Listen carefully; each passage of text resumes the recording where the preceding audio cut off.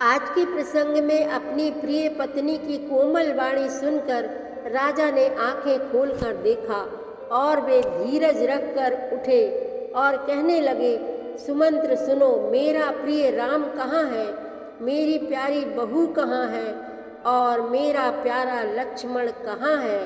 ऐसा कहकर विलाप करने लगे। उन्हें श्रवण कुमार की कहानी याद आ गई और उन्होंने अपनी पत्नी कौशल्या को पूरी कहानी बताई। फिर कहने लगे, हे राम, तुम्हारे बिना जीते हुए मुझे 3-4 दिन हो गए। और राम राम, हा राम कहते हुए राजा ने अपना शरीर छोड़ दिया। सभी रानियां विलाप करने लगीं। अयोध्या के घर घर से रोने की आवाज़ें आ रही हैं। दास दासियां बहुत जोर जोर से रो रहे हैं। सभी को विलाप करते हुए सवेरा हो गया। ब्राह्मण मुनि और महामुनि वशिष्ठ जी महल में आ गए।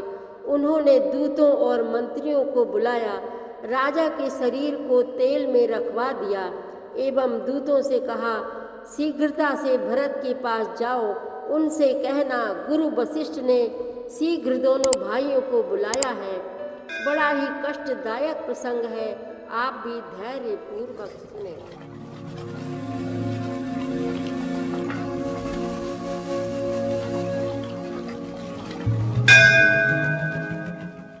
श्री रामचरित मानस पाठ को सुनने वाले सभी श्रोताओं का स्वागत है। राम राम जी। पाठ प्रारंभ करने के पहले बोलिए, सियावर रामचंद्र की जय, पवन सुत हनुमान की जय, श्री तुलसीदास जी महाराज की जय। प्रिया बचन मृदु सुनत नपु, चितयउ आँखि उघारी, तलफत मीन मलिन जनु, सींचत शीतल बारी। प्रिय पत्नी कौशल्या के कोमल वचन सुनते हुए राजा ने आंखें खोलकर देखा, मानो तड़पती हुई दीन मछली पर कोई शीतल जल छिड़क रहा हो।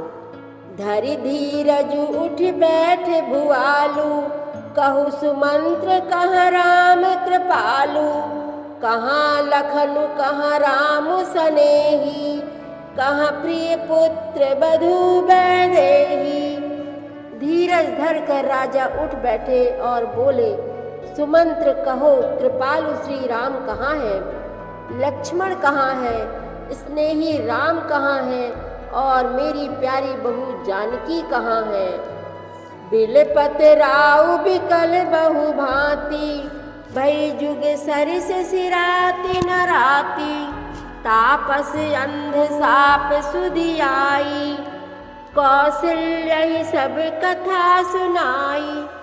राजा व्याकुल होकर बहुत प्रकार से विलाप कर रहे हैं। वह रात युग के समान बड़ी हो गई, बीतती ही नहीं। राजा को अंधे तपस्वी श्रवण कुमार के पिता के शाप की याद आ गई। उन्होंने सब कथा कौशल्या को कह सुनाई। भयउ बिकल बरनत इतिहासा, राम रहित दिग जीवन आशा, सो तनु राखि करब मैं काहा, जेहि न प्रेम पनु मोर निवाहा। उस इतिहास का वर्णन करते करते राजा व्याकुल हो गए और कहने लगे कि श्री राम के बिना जीने की आशा को धिक्कार है। मैं उस शरीर को रखकर क्या करूँगा जिसने मेरा प्रेम का प्रण नहीं निभाया। हा रघुनंदन प्राण प्रीते, तुम्हें बिनु जियत बहुत दिन बीते। हा जानकी लखन हा रघुबर, हा पितु हित चित चातक जलधर। हा रघुकुल को आनंद देने वाले मेरे प्राण प्यारे राम, तुम्हारे बिना जीते हुए मुझे बहुत दिन बीत गए। हा जानकी लक्ष्मण, हा रघुबर, हा पिता के चित्त रूपी चातक के हित करने वाले मेघ। राम राम कही राम कही, राम राम कही राम, तनु परिहरि रघुबर बिरहा, राउ गयौ सुर धाम। राम राम कहकर, फिर राम कहकर, फिर राम राम कहकर और फिर राम कहकर राजा श्री राम के विरह में शरीर त्याग कर सुरलोक को सिधार गए। जियन मरण फल दशरथ पावा, अंड अनेक अमल जसु छावा। जियत राम विधु बदनु निहारा, राम विरह करि मरनु समारा। जीने और मरने का फल तो दशरथ जी ने ही पाया, जिनका निर्मल यश अनेकों ब्रह्मांडों में छा गया। जीते जी तो श्री रामचंद्र जी के चंद्रमा के समान मुख को देखा और श्री राम के विरह को निमित्त बनाकर अपना मरण सुधार लिया। शोक बिकल सब रोवहि रानी, रूपशील बलु तेज बखानी। करहि विलाप अनेक प्रकारा, परहि भूमि तल बारहि बारा। सब रानियां शोक के मारे व्याकुल होकर रो रही हैं। वे राजा के रूप, शील, बल और तेज का बखान कर कर के अनेकों प्रकार से विलाप कर रही हैं और बार बार धरती पर गिर गिर पड़ती हैं। बिलपहि बिकल दास अरुदासी, घर घर रुदन करहि पुरवासी। अथयउ काजु भानु कुल भानु, धर्म अवधि गुण रूप निधानु। दास दासीगण व्याकुल होकर विलाप कर रहे हैं और नगर निवासी घर घर रो रहे हैं। कहते हैं कि आज धर्म की सीमा, गुण और रूप के भंडार, सूर्य कुल के सूर्य अस्त हो गए। गारी सकल कैकई देहि, नयन बिहीन कीन जग जेहि। एहि विधि बिलपत रैनी बिहानी, आए सकल महामुनि ज्ञानी। सब कैकेयी को गालियां देते हैं, जिसने संसार भर को बिना नेत्र का अंधा कर दिया। इस प्रकार विलाप करते रात बीत गई।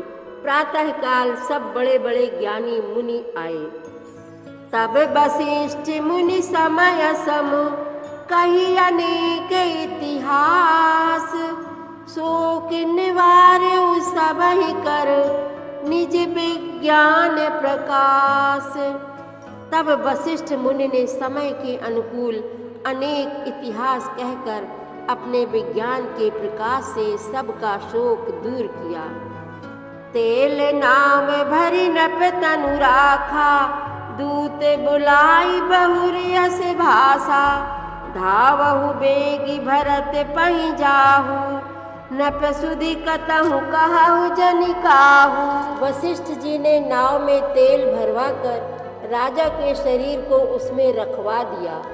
फिर दूतों को बुलवाकर उनसे ऐसा कहा, तुम लोग जल्दी दौड़कर भरत के पास जाओ। राजा की मृत्यु का समाचार कहीं किसी से ना कहना। इतने कहु भरत सन जाई, गुरु बुलाई पठयउ दो भाई। सुनि मुनि आय सुधावन धाये, चले बेग बरबाजी लजाए। जाकर भरत से इतना ही कहना कि दोनों भाइयों को गुरु जी ने बुलवा भेजा है। मुनि की आज्ञा सुनकर धावन दूत दौड़े। वे अपने बेग से उत्तम घोड़ों को भी लजाते हुए चले। अनरथु अवध आरम्भ्य जब ते, कुछ गुण होहि भरत कहूँ तब ते। देखहि राति भयानक सपना, जागी करहि कटुकोटि कल्पना। जब से अयोध्या में अनर्थ प्रारंभ हुआ, तभी से भरत जी को अपशकुन होने लगे। वे रात को भयंकर स्वप्न देखते थे और जागने पर उन स्वप्नों के कारण करोड़ों तरह की बुरी बुरी कल्पनाएं किया करते थे। विप्र जिवाई देहि दिन दाना, शिव अभिषेक करहि विधि नाना। मागहि हृदय महेश मनाई, कुशल मातु पितु परिजन भाई। अनिष्ट शांति के लिए वे प्रतिदिन ब्राह्मणों को भोजन कराकर दान देते थे। अनेक विधियों से रुद्राभिषेक करते थे।